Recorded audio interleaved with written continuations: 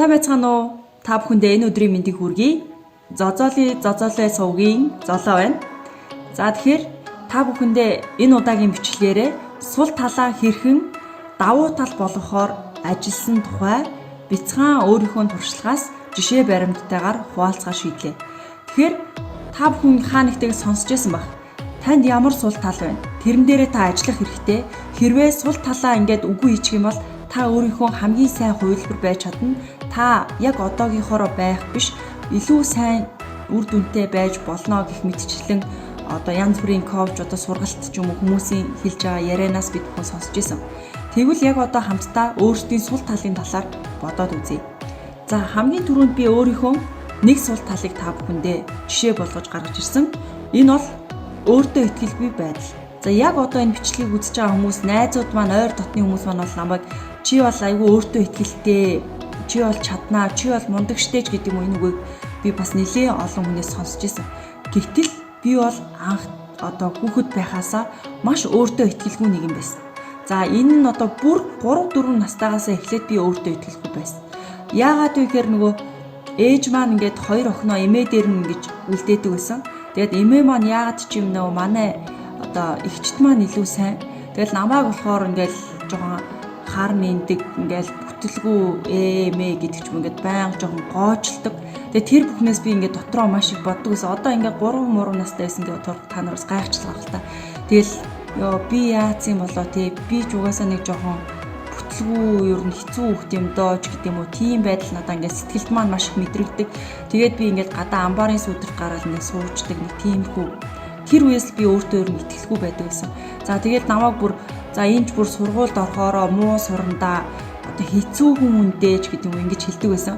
За тэгээд тэр үед би энэ сул талаа одоо яаж ашигласан гэхээр одоо би цэцэрлэгт нэг сайн яваагүй. Тэгээд эгч маань нэгдүгээр ангид төрүүлж орсон учраас надаа ингээд үсэг бичиг одоо ингээд илүү зааж өгөөд нэгдүгээр ангид орохдоо би ч уншиж бичиж сурцсан ороод тэгээд ингээд хичээлдээ ер нь бол одоо ангийнхаа эхний одоо 5 онц сурдаг хүүхэд ч юм уу ороод ингээд илүү хичээж би ингээд онц сурах хэрэгтэй гэсэн тийм одоо зүйл надад одоо нөгөө сул талаа засгаад ш.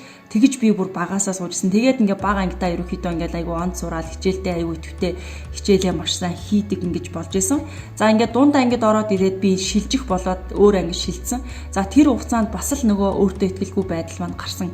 Яагтвэл би хөдөө сумнаас ингээ аймгийн төвд очсон учраас аймгийн төвийн хүүхдүүд бүгд л илүү одоо ганган, илүү өөртөө итгэлтэй, илүү юм өнгөрөөч гэдэг юм уу давлуун байхад би ингээд маш их одоо би бол хөдөөний хүүхчүүдээ гэсэн байдлаар ажилласан.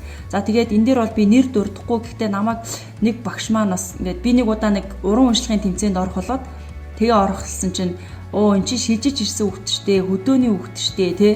Дээрээс нь нэг хит сурдаг бай гэхээр би тэр үедээ онц гээл нөгөө хүүхдийнхээ цайлган зангаар тэгсэн чи энэ сумдын хүүхдүүд онц сурдаг гээл ирдэг. Тэгэл дандаа л нэг дунд муу сурдаг хүүхдүүд байдаг гэл тиймэрхүү өнцгөөс надад хэлжсэн. Тэгээ би хэдий тэгэхэд 3-4 анги ч юм уу жоохон байсан ч гэсэн надад тэр нь ингээд маш ингээд хүчтэй мэдрэмж өгөөд за ингээд би ингээд одоо энэ төвийн хүүхдүүдийн дунд те би бас мундаг байхгүй болохгүй юм биш үү гэсэн юм одоо мэдрэмж маань бас л ингээд сэргийжсэн. Тэгээл илүү өөртөө итгэлтэй байхын тулд илүү их хичээж одоо илүү их юмд ингэж оролцож явъя гэж би ингээд сургуульд байхдаа эрхэмлэж яв. Одоо ингээд өөртөө жоохон урам зориг өгдөг байсан гэх юм уу. Тэгэж ингэж явдаг байсан. За тэгээд одоо энэ байдал маань болоод ингээд тухайн хүүхдүүдийн ингээд сэдлийн одоо шилжилтийн насандаа яваад ирэхэд нөгөө за миний хөл жоохон майжих шүү. Би бор болохоор ингээд өвдөг тухай маань жоохон хар шүү.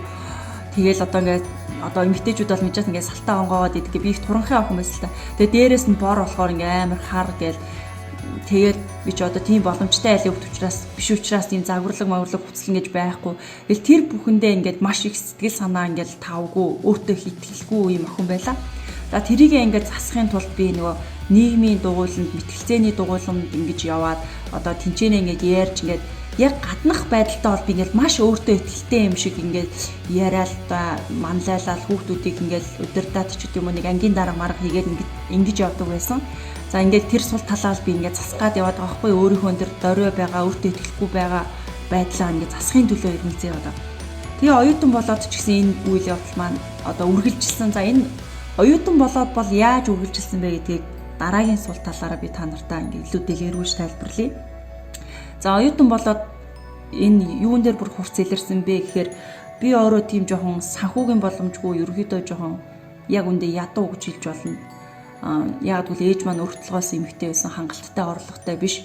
За дээрэс нь ер нь л тэгэл орлого муутай айлын хүүхэд байсан байхгүй юу би. Тийм учраас дээд сургуульд ороод суралцахад надаа бараг төлбөрөө төлөх чадваргүй. За эхний 1 жил бол би нэг 10 жилийнхээ одоо ирч хүчээр шүү дээ юм уу хаан банкны тэтгэлэгт оролцоод би нэг төлбөрөө эхний жил төлүүлээд 2 дахь жил ингээ явдаг байсан. Гэхдээ ингээд миний хувьд бол одоо өдөр тутмын хэрэглээний зүйл одоо ном сурах хүчийг авах юу ч гэдэг оюут хүүхдийн хэрэглээ зөндөө тэр бүхнийг одоо авах мөнгө төгрөний одоо санхүүгийн болцоо бусдаас дутмаг байсан учраас тэр маань их сул тал болж байна. Тэгээ тэр сул тал дээрээ би маш их төвлөрсөн оюут үедээ.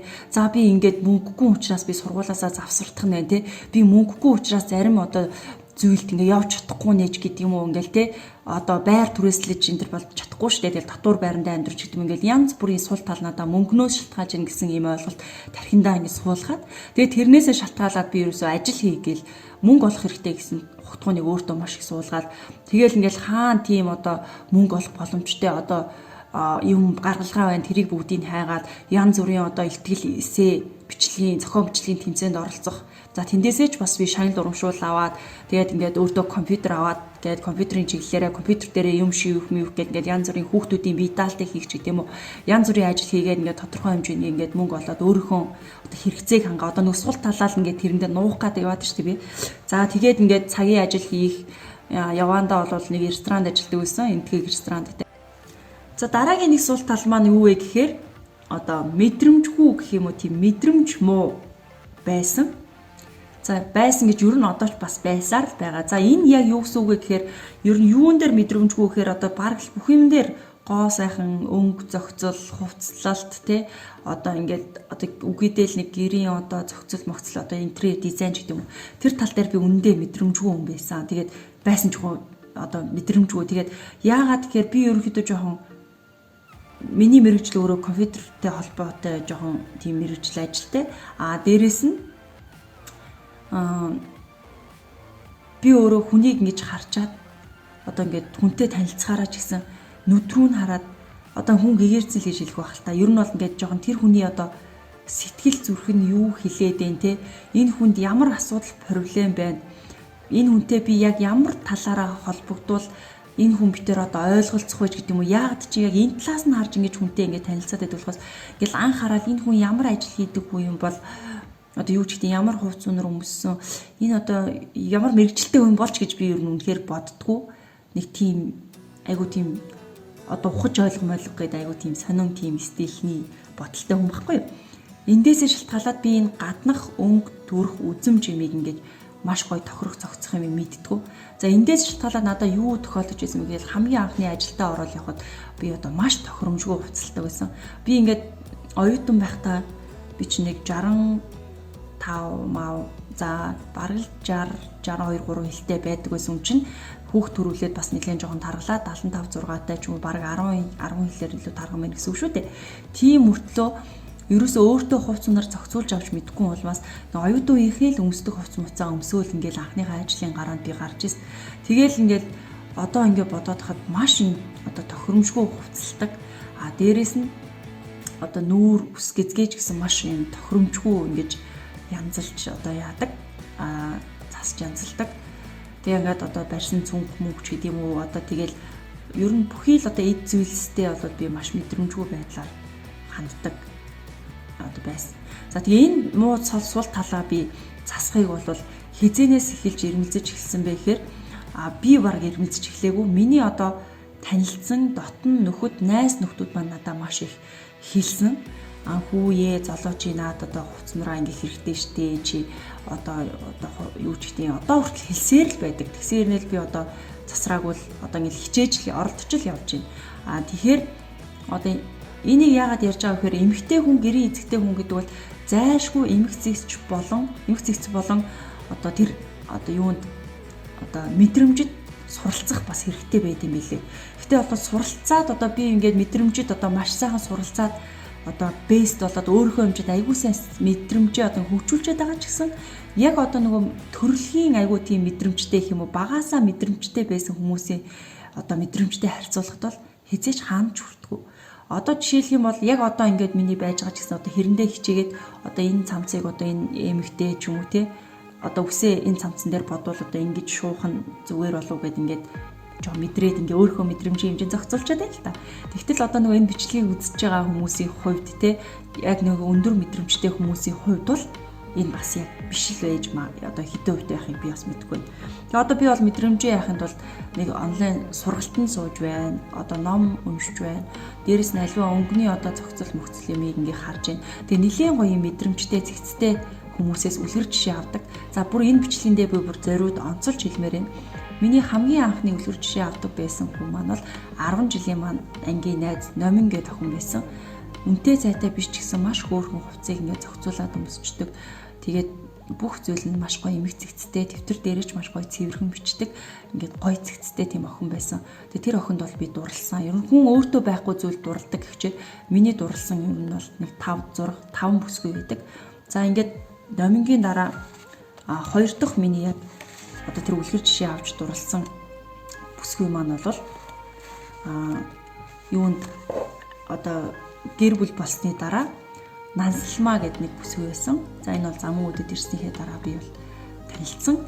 За маш гоё цэгцтэй. Би өөр анх Монгол гэрт амьдардаг байхад нь гэрт нь орж ичвэл вау гэж бүр ангайжсэн. Ингээл Монгол гэрт амьдардаг гэрнээ бүх юм ингээл гоё цагаан, цайвар өнгөтэй. Тэгэл маш гоё цэвэрхэн одоо нөө байсан юм байрандаа гэдэг шиг ингээд эмэг цэгцтэй. Тэгээд намайг яг тэр очиход ингээд махаа ингээ янзлаад байжсэн аахгүй хоолныхоо махыг. Тэгээ бүр яг нэг хоолныхоор нь ингээ зохицуулаад маш гоё ингээ цэгцтэй янзлаад ингээ байж байгааг хараад би бас ингээ айгу хүндэлж ямар мундаг эмэгтэй хүн бас ингэж байвал гоё байд юм байна гэдэг мэдрэмжийг анх удаа авч ирсэн. Түүнээс бол би бол яг ингээл бараг нөгөө одоо яг та нарт ингээл өөрхөн сэтгэлээс болцоо нөгөө хоолны мах нь ингээл хөрөгч гулуу зараа барагшгүй ингээл нөхөр маань л ер нь жоохон янзлдаг байснаас би тэр мэрэнд бол бараг ойртдаггүй байсан. Тэгэл тэр бүхнийг хараад маш их суралцсан. Дээрээс нь үнэхээр үлгэр жишээ авах үз одоо нүүр мүрээ гоё тохируулж боддог. Хойц унраач гэсэн гоё ингээд зэгцэлж ингэж яадаг. Ер нь л мундаг эмэгтэй байсан. За ингээд 3 дахь бүсгүй маань болохоор Алтан сувд гэдэг бүсгүй байсан. За тэгээд тэр ихч маань болохоор юугаараа надад маш их таалагдсан бэ гэхээр зөвхөн одоо бие авч яваад зогсохгүй хүнтэй харилцах чадварын үед маш тийм гоё ихч байсан. Одоо ингээд одоо үгээ маш зөв сонгож хэлдэг. Одоо зөвч гэжтэй ингээд маш гоё ээлдэг, зөөлөн хэлдэг. Хүмүүс нөгөө хэрүүлийн нөгөө эхлэх шат нь хүний дууны өмнөөс болдог гэдэг дээ шүү дээ. Тэгэхэд ингээд тэр ихч маань маш гоё уянгалаг юм тайван ярьдаг. Би одоо ямар ч хэцүү бараг хэрэлдэгээр юм ярих гэсэн чи тэр хүн өөдөөс ингээд маш гоё ээлдэг, зөөлнөөр ингээд нэмсэглээд яриад ахаар үнэхээр одоо тийм боломж нөхцөл бүрдэхгүй хэмжээнд ингэж гоё харилцдаг. Яг ингээд сэтгэл санаа хэцүү ч юм уу үед очиход л ингээд бүр сайн байна уу золоо гэл ингээд хэлэхэд л бүр ингээд дотроос ингээд бүр тэр хүнийг ингээд хайрламар тийм мэдрэмж төрхөөд тийм үлгэр жишээ авах үз гоё бүсгүйтэй би азар ингэж бас учирсан. За тэгээд тэнд одоо тэр бүсгүйгээ одоо хүртэл ингэж ер нь бол харж явдаг. Одоо энэ дурдсан хүмүүсийн бүгдийг би одоо харж явдаг. За дараагийн маань бүсгүй бол би ажилд ороод сургуульд ажилд ороод бүр хараал дурлсан гэж болно. За мэдээж хүн шинэ ажилд ороод шинэ найз нөхдөд болохсон шинэ хүрээлэлтэй олон хийж гэдэг юм те. Шинэ надтай санал хэлэх хүн байна уу гэж юм бол эргэлдэлдэг баг. За тэр үед би яг нэг цагаан сарын золголт болоод тэгээд би өөрөө бол өөртөө бас маш итгэлгүй. Дээрэс нь миний яг энэ нүдэн дээр нэг хатиг гарцсан, ингээ өвдөг гарцсан ч лөө. Тэгэл ингээл нэг үсээ зүгээр ингээл бондорлол бооцсон заяа цаасарын золголтонд очиж байгаа мөртлөө тэгэл ганц хэсэг юм нэг монгол юм аа одоо юм хантаа зөмсөө доогуур нь зүгээр нэг юм айгу өргөн тийм сонин джинс өмдөмсөд бараг бойтгон гуталтай ч гэдэг лөө. Тэгэл ингээ очиж байгаа хүмүүсийг ингээл хараад хүмүүс бол яг ингээл инээж хөрөөл гоё дөмс байсан. Тэр дундаас яг өөрийнхөө үеийн нэг айгу маш гоё ингээл шүдэ гаргаал инээмсгэлсэн ингээл бүр ингээл хайр хүрмээр нэг бүсгүйг олж харсан. Тэр бол одоо миний одоо хүртэл найзалдаг гант туяа гэд багш одоо анганаа маань байсан. За тэгээд би бол хараад дурлсан. Ерөөсөө ямар гоё юм бэ өстө. Бүр хичээл өөрөөсөө хичээл би одоо юм хачин юм байж гэдэг гэсэн чинь анганаа бол ингээд хамгийн одоо надад таалагдсан юм нь бүр өдөр болго ингээд үсээ задгаа тавьдаг. За боох тохиолдол баг байхгүй. Ер нь тэр нь өөрт нь ч маш гоё зогтдог. Тэгээд дээрэс нь ингээд инээмсгэлж явна. Дээрэс нь хувцаа маш гоё цэвэрхэн өмснө. Хэдий одоо маш үнэтэй брэндэж гэдэг үнэтэй цайтай юм өмсдөггүй ч гэсэн яг тэр гоё цагаан цамц, яг тэр гоё хар юбкийг маш гоё цэвэрхэн өмсөж чаддаг. Тэгээ одоо дээрээс нь ингээл байнга ингээд бас ерөнхийдөө инээмсэглэж явдаг. За тэр бүхэн надад бол үнэхээр хайр татсан учраас би бүр дурлсан. Би бүр одоо эргүүлж яагаад найзалсан. Ер нь бол одоо яг энэ хэрэг бичлэгийг үзэж байгаа бол найзан ч ундаа хайртай шүү. Үнэхээр одоо би нэг насан туршдаа найзлмайсан гэхгүй ч гэсэн миний бол одоо амьдралын бас нэг салшгүй нэгэн хэсэг болж шүү гэж бас энэ далимд бас хэлмээр байна. За ингээд 5 дахь бүсгүй маань болохоор санаандгүй байдлаар гэх юм уу би нөгөө өглөө болгон дасгал хийхээр гүйдэг байсан. За гүйж яагаад би өөрөө нэг гүйгээд бүжиг маягийн тийм дасгал хөдөлгөөнөө зохион байгуулдаг. За тэгээд ингээд яасан чинь шинэ хүн авчирлаа гэд манай нэг найз маань нэг шинэ эгчтэй ирсэн. За тэр эгч бол ингээд нэг цэвэрхэн тамирын хостол өмссөн. Тэгээд цэвэрхэн шар царайтай. Тэгээд гэл нэг чимээгүй гэл намайг ажиглаад байгаа юм шиг нэг тийм эмэгтэй байсан. Тэгээд би анх харчаад тэр хүнийг ямар ажил хийдгийг ч мэдэхгүй, ямар юу хийдгийг ч мэдэхгүй мөртлөө одоо ингээд дотроо би ингэж утсан. За энэстэй нэг баян айлын ч юм уу те нэг боломжтой айлын айгу тийм эрэх танх одоо гэрийн эзэгтэй байна да гэсэн тийм өнцгөөс би бол харсан. Тэгээд ямар гоё одоо юм хариуцлагатай юм биш гэдэг юм уу тэгж тэрхүү үедээ харсан. Гэтэл тэр эмэгтэй маань ямар хүн байсан юм бэхээр махны худалдагч хийдэг. Одоо махны дэлгүүр ажиллаулдаг ихч байсан. Одоо сэлэг магч маань байсан. Тэгээ сэлэг магч маань надаа одоо хүртэл бас ингээ найз. Тэгээ тэр хүнээс одоо авах хамгийн одоо тэр давуу шин чанар нь юу вэ гэхээр одоо үнэхээр хариуцлагатай. Хүнд одоо заа гэсэн бол заа гэдэг, үгүй гэсэн бол үгүй гэдэг. Дээрээс нь хүний төлөө санаа тавьж бодит үйлдэл хийж чаддаг тийм ундаг эмэгтэй. За үнэхээр бахархдаг. Тэгээд дээрээс нь одоо зөвхөн өөрөө ингээд нэг сайн сайхан зүйлийг мэдчихээл ингээд дотроо хадгалаад авах ш. Тэр мэдэж сурсан юм а бусдад хуваалцах юмсан гэсэн тийм эерэг гоё сэтгэл тэр хүнд одоо ингээд бүр оргилж байдаг. Тэрэнд нь маш их одоо би татагдсан. Тэгээд эхний үед бол би яг тухайн үнтэй ингэж зайгаа бараал яг нэг дотн биш харилцдаг байсан. Гэхдээ дотроо бол ингэж хүндэлж авдаг. Нилээн дотносоод ойртоод ирсэн чинь тухайн хүний тэр одоо хариуцлагатай байдал, тууштай байдал тэр бүх юм бол намайг үнэхээр гайхшруулж чадсан. За энэ удаа бас үнэхээр талархснаа илэрхийлмээр байна. Тэгэд энэ бичлэгийг би бас одоо YouTube дээр ч юм уу одоо нийт тавихаа эсгээ сайн мэдэхгүй байна. Үнэхээр та үзэж байгаа бол бас маш одоо чухал үнэн бодит зүйлээ би та бүхэнтэй хуваалцлаа. За тэгээд хүн ер нь одоо өөрийн сул талаа засыг гэх юм бол ямар нэгэн гарц гаргалгаа бол байдсан байлээ. Би бол одоо манай гэр одоо маш эмх замбраагүй, цэгцгүй байдаг үедээ бол байнга нөхрөөгөө буруутгадаг байсан. Йоо надад туслаад өгдгүн байх та тий. Яагаад эрэгтэй хүн гэрээ ажил хийж болохгүй гэж, яагаад эрэгтэй хүн хоолоо ичж болдгүй юм бэ? Би завгүй байхад ингээ хувц угаач болдгүй юм бэ ч гэдэг юм уу. Би гэрхийн үйлчлэгч авнаа гэд бүр ингээ галзуурдаг байсан.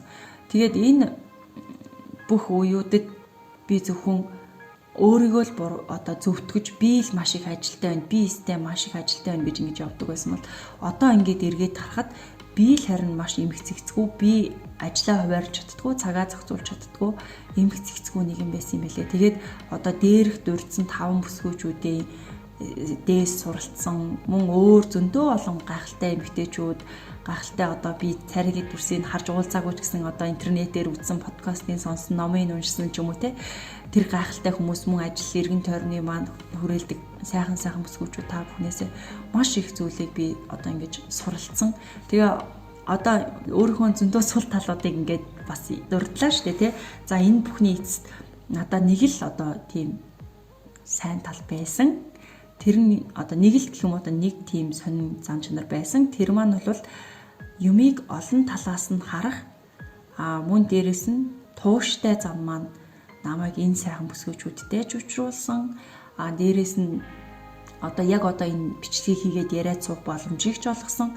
Мөн дээрэс нь одоо тодорхой хэмжээнд өөрийнхөө тэр сул талуудыг арилгаж давуу тал болоход би хөдөлмөрлөж чадсан тэр хөдөлмөр маань надад тууштай байсан л хамгийн том амжилт болж өгсөн гэж хэлж болно.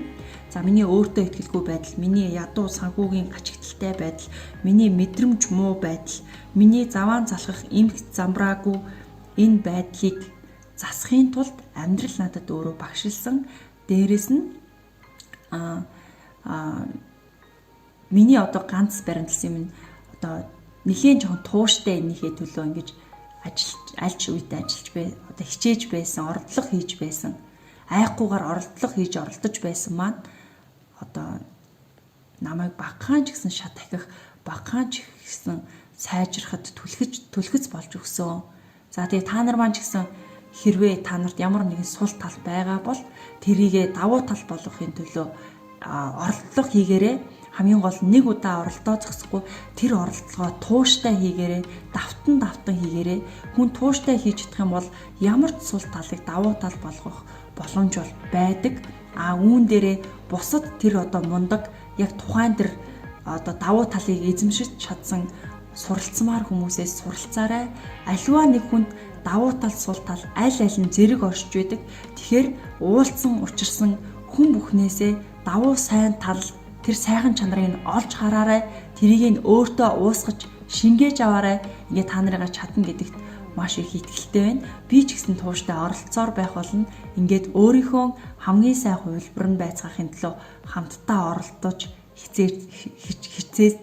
хичээцгээе. Тэгээд ингээд энэхүү удаагийн бичлэгээрээ та бүхэндээ яг энэхүү зүйл энэ бичлэгээ дуусгая. Ингээд та нар маань хэрвээ миний YouTube сувагтай хамт байхыг хүсэх юм бол subscribe хийгээрэй. За тэгээд өөрсдийн сул талаа хэрхэн давуу тал болгосон тэрхүү туршлагаасаа комент хэсэгт бичээрэй. Мөн өөрийнхөө хайрлаж, дурлаж, найзаж, нөхөрлсөн, үлгэр жишээ авсан бүсгүүчүүд байх юм бол урам зориг өгөөд энэхүү бичлэгний доор меншн хийгээрэй, таг хийгээрэй. За ингээд та нартай баярлалаа. Баяртай.